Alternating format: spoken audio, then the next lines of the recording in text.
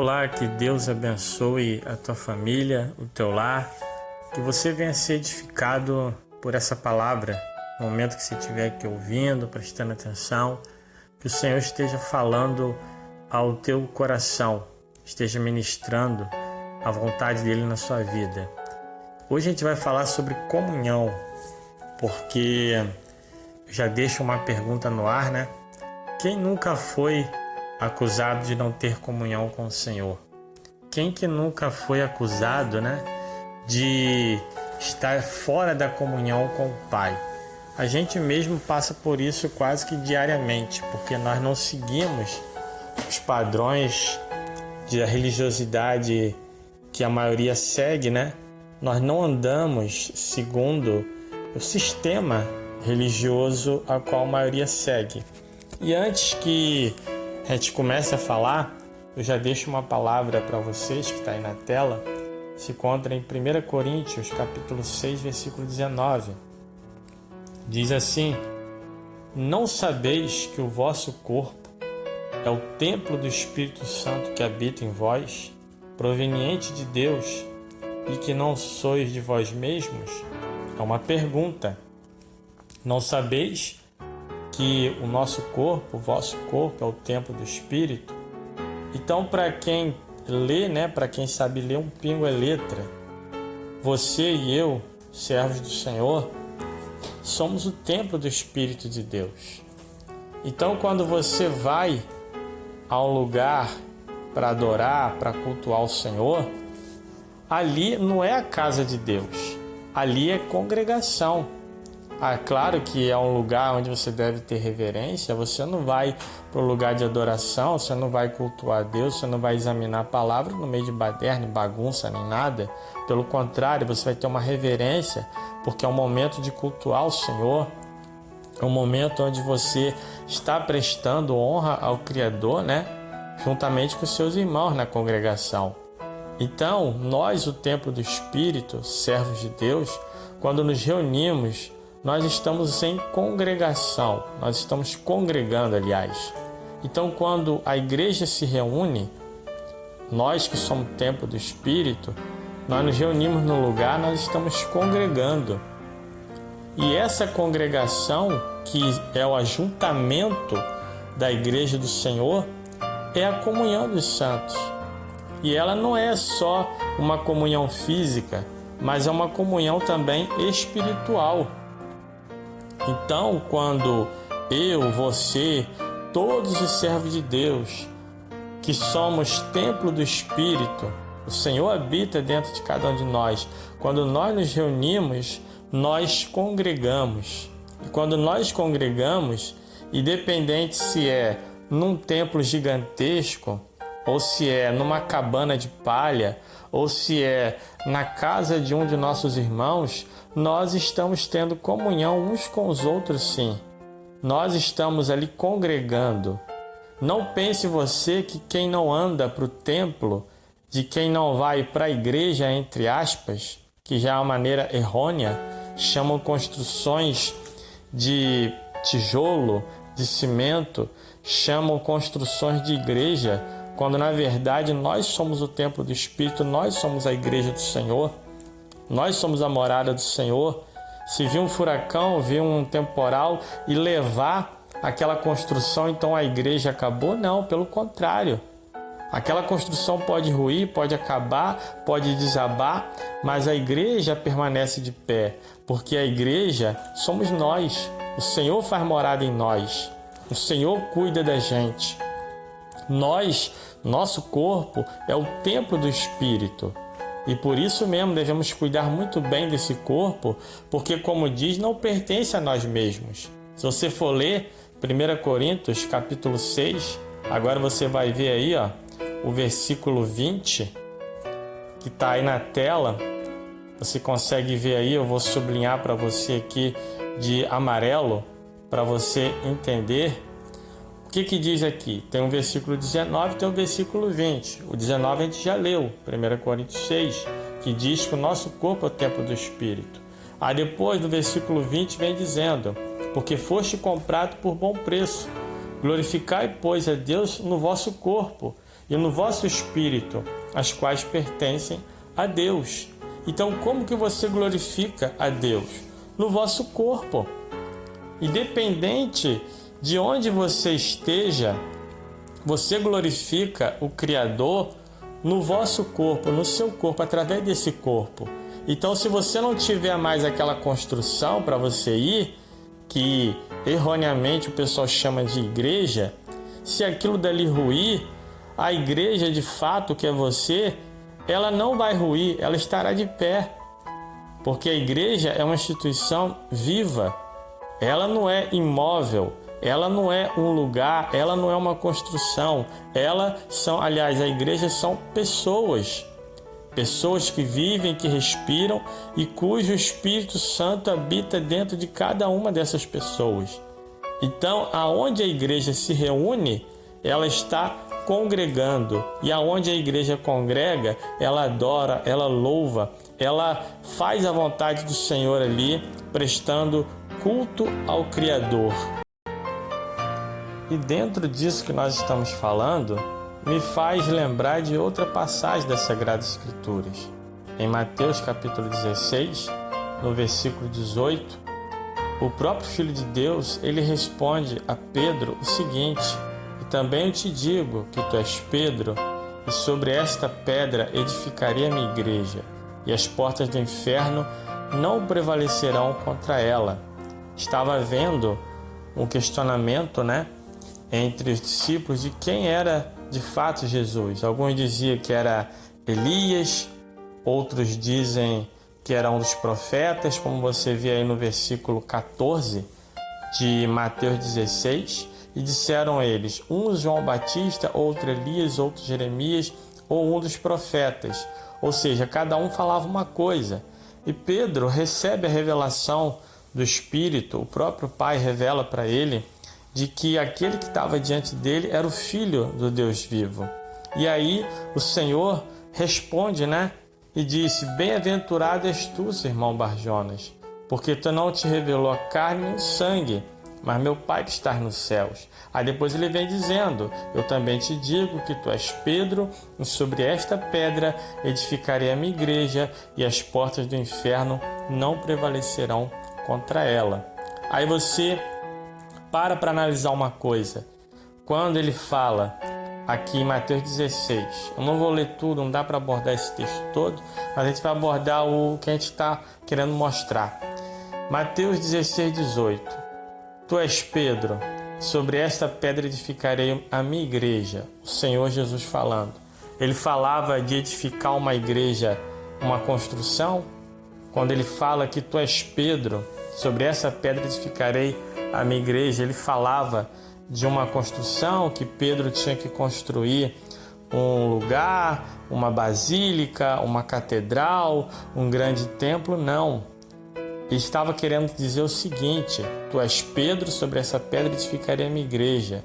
Estava mostrando que Pedro ia ser um instrumento usado pelo Senhor para que através da mensagem do Evangelho que saía da boca de Pedro, inspirado pelo Senhor, que ali ia se converter várias pessoas. Ou seja, Pedro era um instrumento do Senhor para a edificação da igreja, para que a igreja fosse edificada, e de fato isso aconteceu. Não só Pedro, mas muitos apóstolos foram instrumentos do Senhor para a edificação da igreja. Eles não construíram templos, eles não saíram construindo templo por aí, eles saíram pregando, mostrando a mensagem do Evangelho para que a igreja fosse levantada, para que a igreja fosse crescendo. E como que a igreja foi crescendo? Como que a igreja foi edificada? Foi edificada através da palavra, da verdade do Evangelho, e foi crescendo, que cada dia as pessoas iam se convertendo à palavra do Senhor. E ali Pedro foi um, entre outros apóstolos, que começou ali a levar a palavra do Senhor.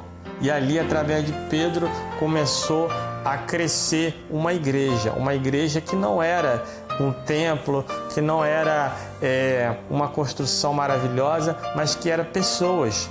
Assim como hoje, pessoas que falam, pessoas que se movem, que pessoas que são templo do Espírito. Então você percebe claramente que a igreja do Senhor somos nós e não é templo. E quando o Senhor deu essa ordem para Pedro, aliás, falou, para Pedro, tu és Pedro, sobre essa pedra edificarei a minha igreja, significa que ele ia ser um instrumento para pregar, para que as pessoas viessem se converter. Não tem nada a ver com o que as pessoas pensam hoje, que igreja é parede, é um lugar. E ainda denominam errado, Ao invés de falar em congregação ou lugar de adoração ou algo do tipo, vamos à igreja, Nós vamos na igreja, como se a igreja fosse um lugar onde as pessoas se reúnem. E eu pergunto, se acabar aquela construção, acabou a igreja? Se você depende desse lugar para ter comunhão com Deus, você está enrolado. Porque o interessante não é você ir para um lugar que se chama igreja. O mais interessante é você se tornar igreja. E aqui diz mais algo interessante: as portas do inferno não prevalecerão contra ela. Mateus 16, versículo 18. Infelizmente, essa palavra que o Senhor disse aqui, que as portas do inferno não prevaleceriam contra a igreja, infelizmente não tem se cumprido na vida de muitos cristãos. É uma lástima de você ver que as portas do inferno têm prevalecido contra a vida de muitas pessoas, de muitos cristãos, que deveriam não apenas frequentar um lugar e dizer que aquele lugar é igreja. Eles deveriam fazer melhor, eles deveriam se converter para se tornarem igreja do Senhor.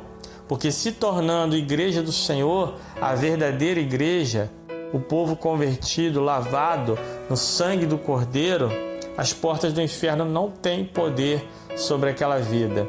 Pode até se levantar, mas os poderes do inferno são destruídos. E quando você olha hoje para as denominações afora, você vê mais do que nunca as portas do inferno, infelizmente, prevalecer na vida de muitos cristãos que são envolvidos no meio dessas denominações, aprendendo heresias, coisas que não prestam, e você vê o povo mergulhado na depressão, na angústia. Os seus líderes não têm conteúdo para que aquele mal venha cessar, não tem a fórmula da palavra para passar para o povo, passam tudo distorcido, e você vê que o povo diz, vamos na igreja, mas eles não se tornam igreja. E as portas do inferno vão prevalecendo contra a vida dessas pessoas que criticam aqueles que não frequentam o templo, que eles chamam de igreja, e falam que quem não participa de uma igreja, entre aspas, quem não está num templo é desigrejado. Pelo contrário, meu amigo, pelo contrário, você talvez possa frequentar um templo e achar que você é igreja, e quando na verdade não é. E muitas das vezes aquele que não frequenta um templo, mas que se converteu de fato, como muitos, já existem milhares de pessoas que abandonaram já esse sistema que infelizmente está corrompido. Pessoas que não frequentam templos, mas que são convertidos, arrependidos e que congregam com seus irmãos, que têm a sua congregação, não deixam de congregar. O que a Bíblia condena é você deixar de congregar com os seus irmãos. Nós, servos do Senhor, não precisamos estar enfurnados em templo, mas isso não quer dizer que nós não venhamos congregar. Igreja somos nós, templo do Espírito. Aquilo que aí diz, em Mateus 18, que Pedro foi levantado para a edificação dessa igreja, ou seja, Pedro foi levantado para pregar para essa igreja, para essas pessoas, assim como os ministros são levantados para pregar para a igreja, que são seres vivos, pessoas, e não pregar para um templo.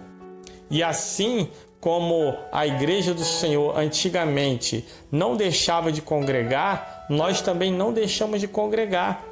Porque igreja somos nós, templo do Espírito. E ali a congregação é o ajuntamento da igreja do Senhor. E a Bíblia condena que venhamos deixar a congregação. É por isso que nós aqui, nós não deixamos de congregar.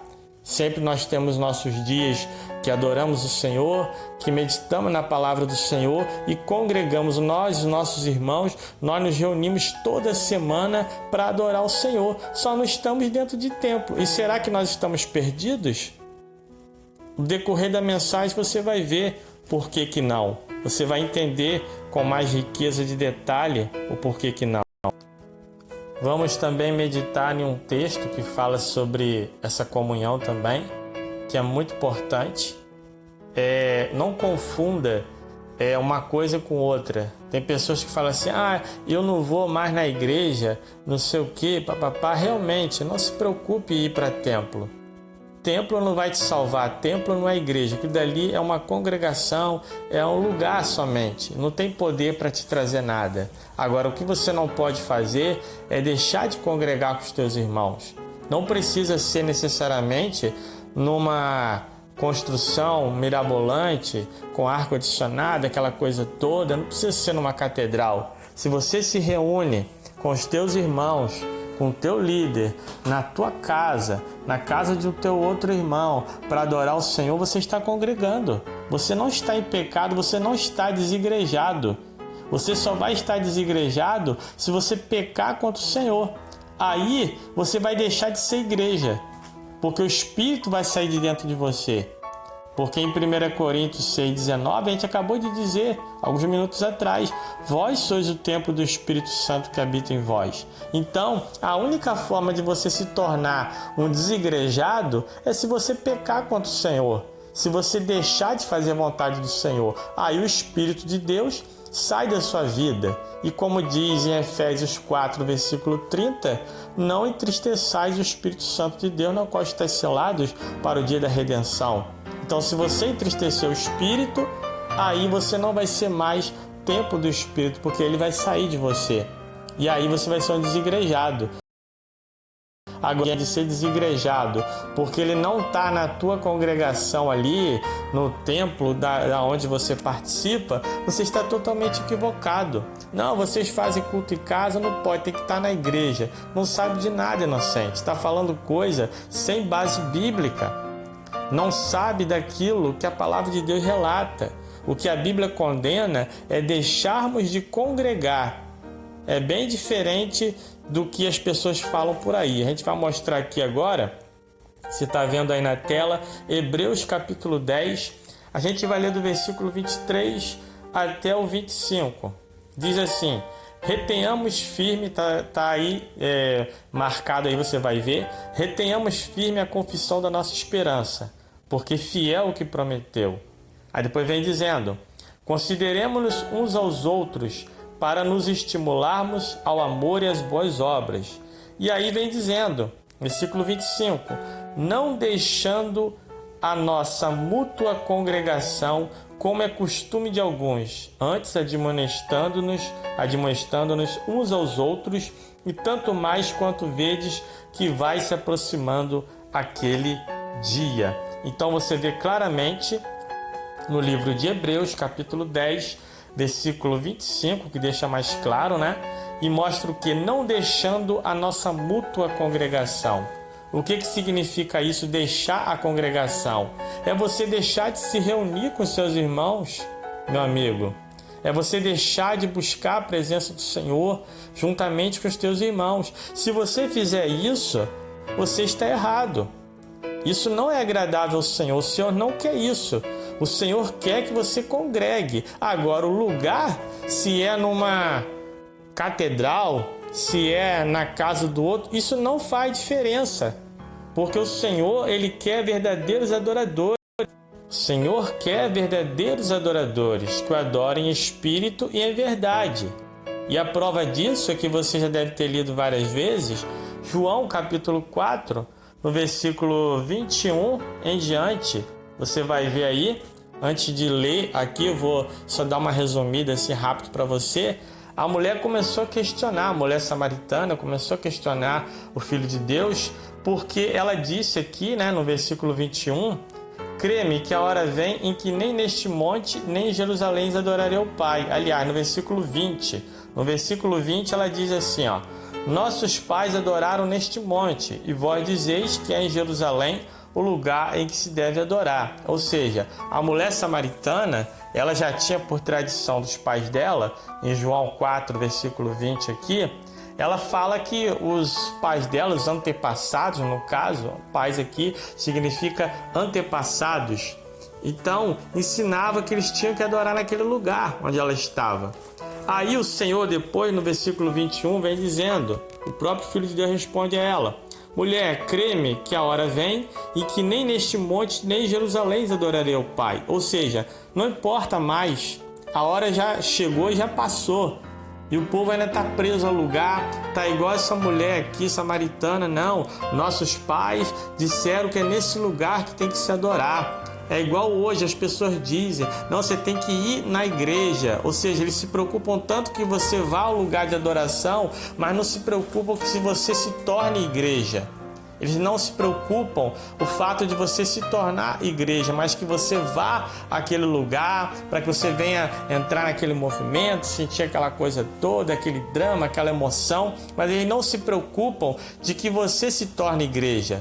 Como eu falei, o que é interessante não é ir para um lugar. O que é interessante é você entender que você tem que se tornar igreja. E não ficar, como João 4, versículo 20, você está vendo aí, ó, está aí destacado, nossos pais adoraram nesse monte, né? E vós dizeis que é em Jerusalém o lugar onde se deve adorar. Tinha esse questionamento. Os samaritanos diziam que era ali e os judeus diziam que era em Jerusalém. E de fato Jerusalém tinha sido o lugar, né, escolhido pelo Criador para se construir o templo onde o nome do Senhor era glorificado, que já nem existe mais o templo, que era o templo que Salomão construiu.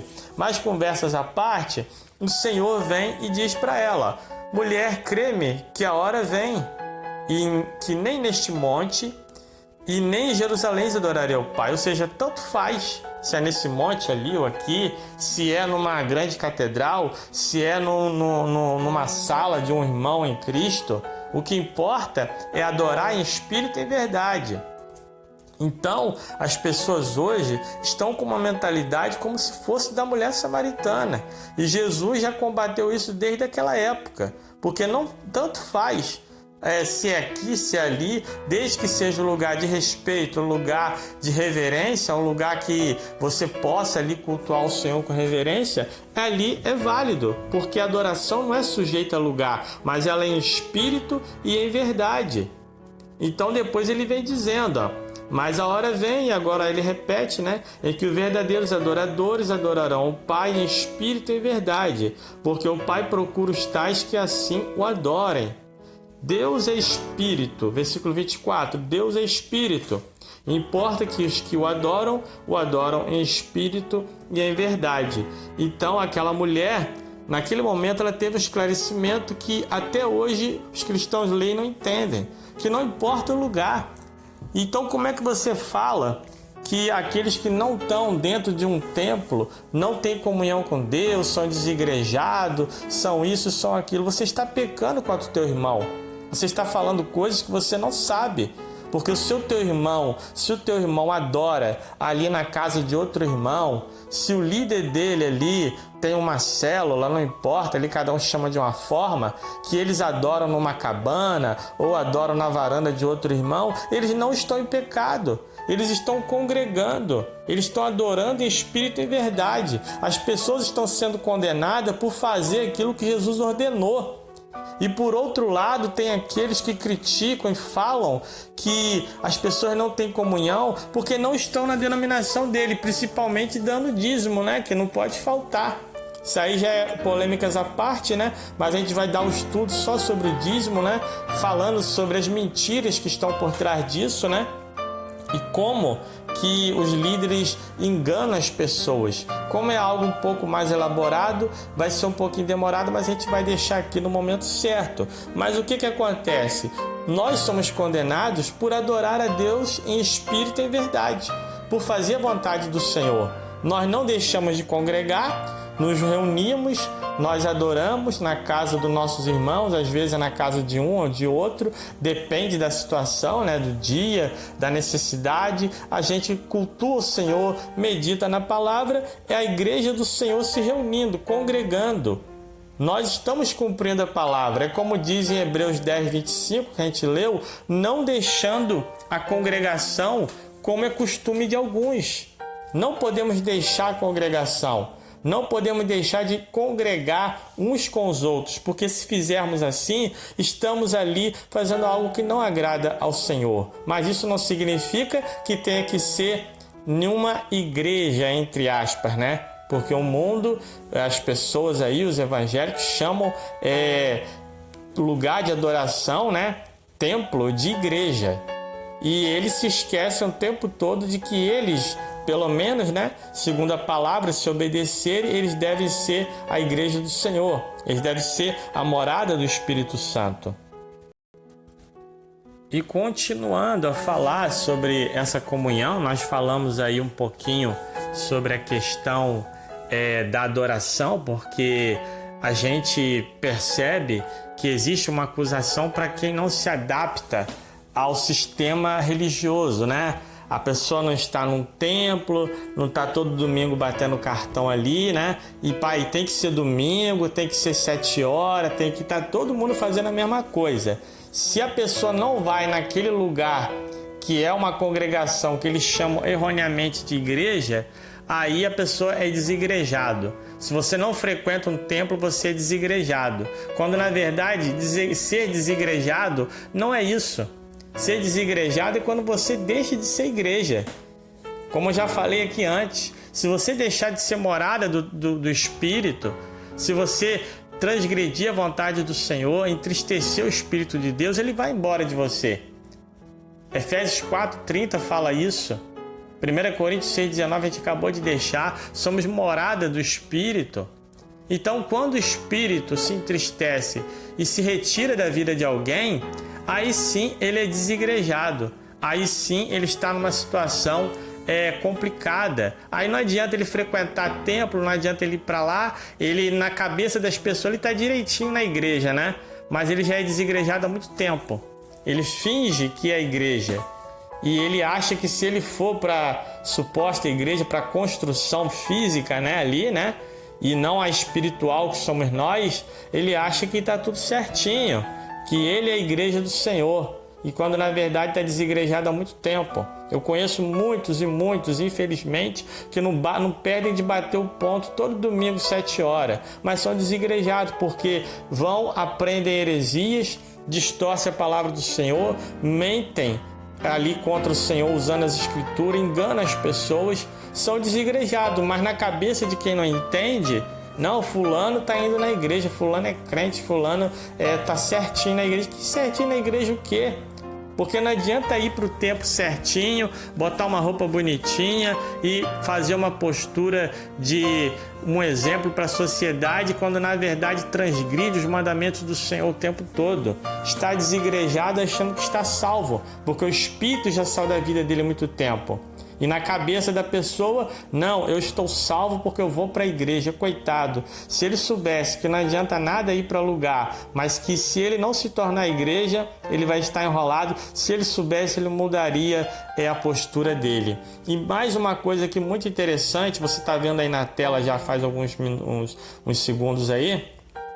1 João, o livro de 1 João, a epístola, aliás, de 1 João, no capítulo 1, no versículo 5, tem uma dica muito importante que mostra que quem tem realmente comunhão com Deus e quem não tem.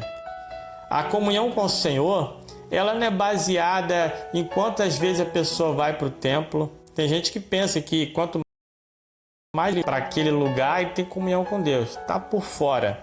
A comunhão com Deus, biblicamente falando, não é quantas vezes você vai para aquele lugar de adoração. Não é quantas vezes você participa, né, dos cultos semanais. A comunhão com Deus ela é bem simples. É baseada ali na luz. E vem fazendo uma comparação usando luz e trevas. E o Senhor fala na epístola de 1 João, capítulo 1, versículo 5 em diante. Diz assim: e esta é a mensagem que dele ouvimos. E qual é essa mensagem que o Filho de Deus pregou? Que Deus é luz. Observe aí, Deus é luz e nele não há treva nenhuma. Então, qual que é a informação importante. Deus é luz, nele não há trevas nenhuma. Depois vem dizendo versículo 6. Agora você começa a perceber a comunhão verdadeira. Aqui você começa a ver quem tem comunhão com o Senhor e quem não tem comunhão com o Senhor. Versículo 6. Se dissermos que temos comunhão com Ele e andamos em trevas, fazemos o quê? Mentimos e não praticamos a verdade. Isso aqui não sou eu que estou falando, é a palavra. A palavra de Deus está dizendo aí para você em 1 João, capítulo 1, versículo 6. Se dissermos, se alguém, qualquer um, disser que tem comunhão com Ele, com Deus, e andar nas trevas, mente e não pratica a verdade. Então você já começa a perceber que a comunhão com o Senhor, ela é baseada em quê? Em andar na luz. O que é a luz? A luz é a obediência ao Evangelho, andar honestamente diante do Senhor. Resumindo, praticar a vontade do Senhor. Se alguém diz, eu tenho comunhão com Deus só porque ele vai para a igreja, entre aspas, né, para a construção que ele denomina igreja, o que acontece? Se ele acha que isso é ter comunhão, ele está muito enganado. Porque a comunhão não é baseada nisso. A comunhão ela é baseada em andar na luz. Pode ser quem for. Se não andar na luz, não tem comunhão com o Senhor, meu amigo. Pode fazer o que for, pode frequentar culto de domingo, pode orar 6, 7 horas por dia, orar 6 horas da manhã. Tem gente que se gaba, né? Ainda fala, né? É como o Senhor falou, né? Os fariseus, eles se exaltavam por quanto eles se sentiam orgulhosos, né? Faziam questão de falar para todo mundo, né? As orações e tudo que eles faziam. Tem gente que se orgulha tanto, né? Ele ora de manhã, ora de tarde, ora à noite. Eu fiquei tantas horas orando, e ele acha que a comunhão com Deus é isso. Se não andar na luz, se essa pessoa não andar na luz, tudo isso é vão. Porque tudo depende de andar na luz. Se eu disser que eu tenho comunhão com o Senhor e eu amar as trevas, andar nas trevas, eu estou mentindo. Eu não estou praticando a verdade, eu sou um mentiroso. Porque se eu fizer isso, não, eu tenho comunhão com Deus porque eu vou para a igreja, eu oro tantas vezes por dia, mas você vê que aquela pessoa anda nas trevas, não dê crédito, é mentiroso. Quem anda nas trevas e diz que tem comunhão com o Senhor é mentiroso. Por isso que a responsabilidade nossa é muito grande. O cristão tem uma responsabilidade muito grande, porque a comunhão não é, porque você está junto de um monte de gente, você está dentro de um templo. Não, a comunhão é baseada nisso. Se você não tiver isso, tudo isso é vão. Ajuntamento de pessoas, está dentro de um templo. E o mais irônico, né, é que agora com essa onda aí do coronavírus, então todo mundo vai para o inferno, né? Porque segundo eles, quem não frequenta a igreja é desigrejado. Então a gente está vendo hoje o planeta inteiro, né? Principalmente aqui no Brasil, né? Onde existe a maior crítica. Eu estava até falando com uma irmã sobre isso, que eles criticavam a gente por a gente não participar, né, daqueles movimentos nos templos, e chamam a gente de desigrejado e tudo. E olha aí os desigrejados aí. Então eles estão enrolados, porque se a comunhão deles depende de estar num templo para ter comunhão com Deus, meu amigo, estão enrolados mesmo. E tanto criticavam, dizia que os desigrejados estão perdidos, aquela coisa toda, chama todo mundo desigrejado, né, que não participa dos movimentos dentro dos templos. E por ironia, né, eles estão tudo aí, desigrejado, tudo tendo que usar rede social, e estão fazendo igual a gente sempre fez. Então quer dizer, quem que está errado nessa história toda? Porque, gente, não entendem a palavra de Deus. A comunhão é baseada em andar na luz. Aí depois vem dizendo versículo 7. Versículo 7, 1 João, capítulo 1, versículo 7. Mas se andarmos na luz, olha só, aí você começa a ver a comunhão verdadeira. No versículo 6, aqui em cima, né, versículo 6 mostrou a comunhão falsa, né? É quando a pessoa diz que tem comunhão com o Senhor, vai para a igreja, faz aquela coisa toda que eles falam, né? Mas anda nas trevas. Então é uma comunhão falsa, mente. Agora vai mostrar a comunhão verdadeira. A comunhão verdadeira e os critérios, as condições que ela acontece, aliás. Aí você vai ver aqui, versículo 7, diz o quê? Mas se andarmos na luz, olha só, se andarmos na luz, independente de quem seja, de qualquer denominação, de qualquer coisa, pode ser líder, pode ser qualquer um que sirva ao Senhor, mas se andarmos na luz, como Ele na luz está, olha só a condição para ter comunhão. Temos então o quê? Comunhão uns com os outros, e o sangue de Jesus Cristo, seu Filho, nos purifica de todo pecado. Glória a Deus, né? Que maravilha! É por isso que ninguém consegue acusar quem ama a palavra de Deus e quem procura entender a palavra de Deus. Se alguém te acusar aí, te chamar de desigrejado, seja lá o que for, não se preocupa não. Se preocupe somente com isso. Ande na luz como o Senhor está na luz. Faça a vontade dele. Congregue com seus irmãos ali, tem 10, tem 20, tem 15, não tem aquela multidão toda. Faça a vontade do Senhor. Congregue com seus irmãos na casa do seu irmão que abriu as portas para você louvar, para você adorar. Faça o teu culto doméstico com a tua família. Chame os teus vizinhos para que eles possam se converter. Chame os seus irmãos em Cristo também para congregar junto contigo. Isso é congregação. É quando a igreja do Senhor se reúne. Chame ali o seu líder. Não se preocupa não. Vamos, ali em casa agora vai ser a congregação do Senhor. Eu vou abrir as portas da minha casa para que eu possa adorar o Senhor com os meus irmãos. Nós vamos congregar lá na minha casa, tal dia, tal hora. Nós vamos congregar. Você fazendo assim, você não transgride os mandamentos do Senhor. Em Hebreus 10, 25, a gente falou, né? Não deixando a nossa congregação, ou seja, não deixe de congregar. Agora não tem que ser dentro da onde eles querem, da maneira que eles querem, mas faça como o Senhor. E o principal aqui, antes de fazer isso tudo, ande na luz como Ele na luz está. Porque se você andar na luz, aí o que acontece? Você tem comunhão uns com os outros. Você já parou para pensar quantos servos de Deus tem nesse planeta? E você nunca vai ter oportunidade de olhar para o rosto deles, pelo menos não aqui na Terra. Muita gente que serve a Deus em espírito e verdade, são milhares, que você nunca vai ter contato com eles aqui nessa Terra. Mas, no entanto, a palavra de Deus diz que você pode ter comunhão com eles, mesmo sem ter nunca visto nenhum deles.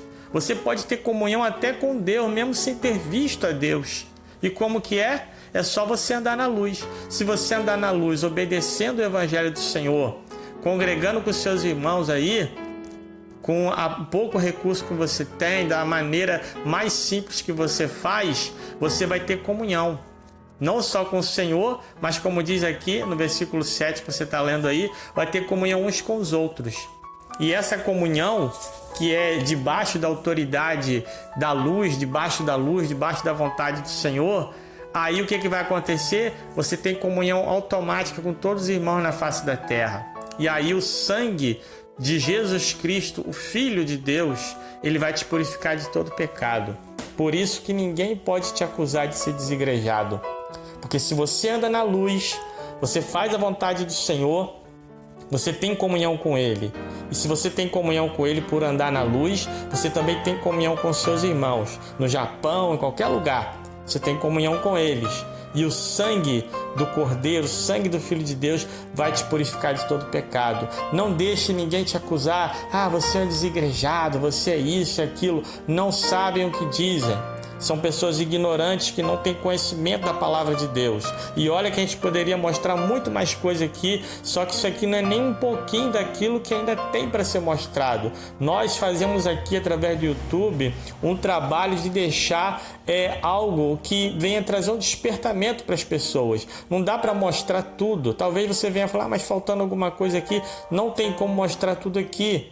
A maioria dos estudos, a maioria das coisas são presenciais. A maioria das coisas são presenciais e são coisas fundamentais que nós passamos durante os estudos. Não dá para a gente trazer todas as informações aqui no YouTube, o vídeo já fica um pouquinho longo, imagine se for trazer tudo. E nós já estamos terminando e eu vou mostrar mais algumas coisinhas aqui para você, que congregação, gente, é a reunião do povo de Deus. 2 Crônicas, capítulo 6, a gente vai ler aqui o versículo 3, diz assim, ó, 2 Crônicas, capítulo 6, versículo 3, quando Salomão falava com o povo, né? Ele diz assim, ó, então o rei virou o seu rosto e abençoou toda a congregação de Israel. E toda a congregação de Israel estava em pé, ou seja, estava em pé para receber a bênção ali que Salomão estava falando com a congregação e abençoando a congregação. Que congregação era essa? Fica bem claro aqui, era o povo de Israel, gente, eram as pessoas. Então, quando a igreja do Senhor se reúne, ela congrega, ela faz igual aqui. Salomão estava ali falando com o povo e o povo congregado. Ali ele abençoou o povo antes da inauguração ali do templo. Então ele abençoou o povo. Então a congregação, ela é a reunião dos filhos de Deus, é a reunião da igreja. Outra coisa interessante é o Salmo 1, salmo muito lido pelas pessoas e que fala algo muito interessante, que diz assim, Salmo número 1, aliás, o versículo 5, diz assim, porque os ímpios não subsistirão no juízo, nem os pecadores na congregação dos justos. Então, os pecadores não vão resistir na congregação dos justos. Que congregação dos justos é essa? É a reunião dos filhos de Deus. Aonde está a luz, aonde está um povo que anda na luz, que faz a vontade do Senhor, pecador não gosta de ficar ali no meio. Pessoas que gostam de praticar maldade, os ímpios não gostam de ficar nesse meio. Se ali realmente houver luz, a luz ela denuncia todas as trevas. Então as trevas não gostam da congregação dos justos. As trevas gostam da mentira, da injustiça, de tudo aquilo que não presta. E outra coisa também muito legal que você precisa saber, já que alguém te chama de desengrejado, seja lá o que for que eles estão falando agora, Abraão ele foi chamado amigo de Deus, né? Um homem com uma intimidade muito grande com o Senhor. Será que Abraão era perdido? Porque se quem não tem um lugar ali para ficar, né? Como dizem as pessoas aí, se você não formos na igreja, principalmente a deles, né? Então nós somos desigrejados, nós estamos perdidos, né? Se você não estiver numa igreja, erroneamente chamada de igreja, eu já expliquei, a igreja somos nós. Então, Abraão ele estava perdido, porque quando Abraão teve um encontro com o Senhor ordenou que ele viesse a caminhar. Abraão ele era peregrino, ele era nômade, Abraão não tinha nem estadia ainda. Abraão estava andando de um lado para o outro, para onde o Senhor enviava ele ia. Abraão não tinha estadia, ele era nômade. Em Gênesis 12, diz assim que Abraão edificou altares. Diz aqui, ó, Gênesis capítulo 12, a gente vai ler aqui versículos 6, 7 e 8, só para vocês entenderem. Diz assim, e passou Abraão por aquela terra até o lugar de Siquém, até o carvalho de Moré. Estavam então os cananeus na terra. Depois vem dizendo, versículo 7, e apareceu o Senhor a Abraão e disse, a tua descendência darei esta terra. E edificou um altar ao Senhor que lhe aparecera. Você nota que Abraão edifica um altar ao Senhor. E depois, quando ele edifica esse altar, o que ele faz? Versículo 8, Gênesis 12, versículo 8. Ele edificou um altar no versículo 7. No versículo 8 diz assim, moveu-se dali para a montanha do lado oriental de Betel e armou a sua tenda, tendo Betel do ocidente e Ai ao lado oriente, e edificou ali um altar ao Senhor e invocou o nome do Senhor. Depois caminhou Abraão dali, seguindo ainda para o outro lado do sul. Então fica bem claro aqui para você ver, em Gênesis 12, depois você dá uma lida aí na tua casa com calma, que Abraão não tinha lugar para ficar ainda até então. Ele estava em busca da terra prometida. Ele estava andando para uma terra onde ele nem sabia. E cada lugar que Abraão passava, ele edificava um altar ao Senhor. Ali ele adorava, ele oferecia ao Senhor sacrifício, ele fazia o que tinha que fazer e depois partia para outro lugar. E que não era pertinho, não era 2 quilômetros, era muita viagem que tinha que caminhar para poder chegar aos lugares que ele tinha que ir. E eu imagino o seguinte, imagina se Abraão precisasse voltar para o primeiro altar que ele construiu porque se fosse igual os crentes hoje, que só tem comunhão se for para entre aspas, né? Mal sabem que a igreja não tem nada a ver com aquelas paredes de pedra, seja lá o que for. E imagina se Abraão tivesse que voltar no primeiro altar para ter comunhão com Deus, ele estava enrolado, gente. O primeiro altar já estava quilômetros e quilômetros e quilômetros de distância. Então, mesmo Abraão, na época que Abraão estava, um homem com uma intimidade tão grande com Deus, Abraão já sabia que a adoração era em espírito e verdade, que o maior altar que o Senhor podia ter, o lugar que o Senhor deveria habitar, o melhor lugar é dentro do ser humano. É por isso que tem muita gente aí que tenta encher o vazio do seu ser com tudo quanto é tipo de passatempo, com um monte de coisa e não consegue, porque ele que deveria ser templo do Espírito, o Senhor deveria habitar dentro dele, ele está vazio. Ele não deixa o Senhor preencher aquele espaço que tem dentro dele, que só o Senhor pode preencher, que ele tenta preencher com tanta coisa e não consegue. Infelizmente, muitos cristãos também não têm vida com Deus. Se ele não for um dia naquele lugar que ele chama de igreja, eu já vi gente dizer que a semana acabou, que o meu dia acabou porque eu perdi o culto de domingo, e ele não entende que ele é a morada do Espírito. E que ele não pode perder é a presença do Senhor dentro dele, porque se ele perder a presença do Senhor dentro dele, ele ali então vai ser um desigrejado. Aí sim ele está enrolado. No próprio Salmo 51, depois você dá uma lida, lá Davi fala, quando ele se arrependeu do pecado que ele tinha cometido, ele fala: não retires de mim o teu espírito. Porque se Davi sabia que se o Senhor retirasse o Espírito Santo dentro da vida dele, ele ficaria como Saul. Saul, o Espírito do Senhor se apartou de Saul. E então o que entrava então na vida de Saul a partir de então? Era um espírito maligno que o atormentava. Saul foi desobediente, perdeu ali a aprovação do Senhor. Então o que veio habitar na vida de Saul era um espírito maligno. Por quê? O lugar estava vazio. E Davi sabia que não era boa coisa. E o Senhor ali falou a Davi que precisava se arrepender através do profeta Samuel. Recebeu a repreensão. E ali Davi no Salmo 51 fala, né? Senhor, não retire de mim o teu espírito. Ou seja, ele sabia que ele era a morada do Espírito. E que ainda que ele não conseguisse a ir para outros lugares, mas ele não poderia perder a presença do Espírito dentro da vida dele. Aí talvez você venha dizer: mas meu irmão, Davi fala que alegrei-me como disseram, vamos à casa do Senhor, né? Davi realmente falou: alegrei-me quando me disseram, vamos à casa do Senhor. Mas isso, gente, foi no tempo em que ainda o Filho de Deus não tinha morrido naquela cruz por nós. O tempo da lei, o Senhor se manifestava, é claro que não estava limitado ao templo, mas o Senhor, ele manifestava muito a sua glória no templo.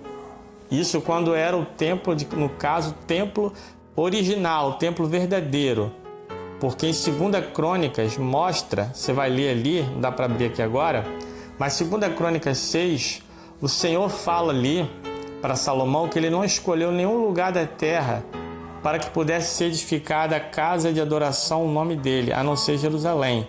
O verdadeiro templo, ele ficava em Jerusalém, e esse templo nem existe mais. Só tem a ruína, acabou tudo, e lá perto, ou talvez até em cima, né, existe essa controvérsia, foi construída uma mesquita muçulmana. Então, o templo original, onde o Senhor falou com Salomão, manifestou a glória, que o templo se encheu de fumaça, era só em Jerusalém. Lá era casa para o nome do Senhor, não era para Deus habitar. Observe bem, se você for ler 2 Crônicas 6, lá fala: não edificarás casa para o meu nome. Ou seja, que Salomão na cabeça dele achou que, não edificarás casa para mim, mas para o meu nome. Porque Salomão na cabeça dele achou que ele ia edificar uma casa para Deus. Só que o Senhor depois corrige ele, que não era casa para Deus, era casa para o nome do Senhor ser glorificado.